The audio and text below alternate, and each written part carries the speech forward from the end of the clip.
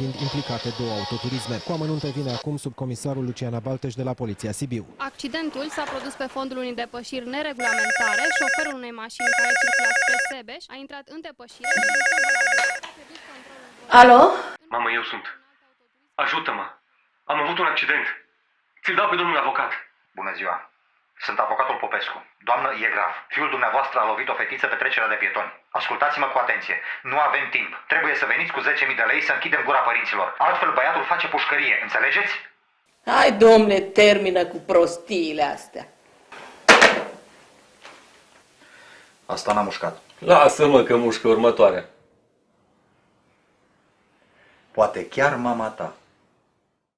Nu te lăsa păcălit. Campanie derulată de Ministerul Afacerilor Interne prin Inspectoratul de Poliție al Județului Sibiu cu sprijinul Teatrului Național Radu Stanca Sibiu.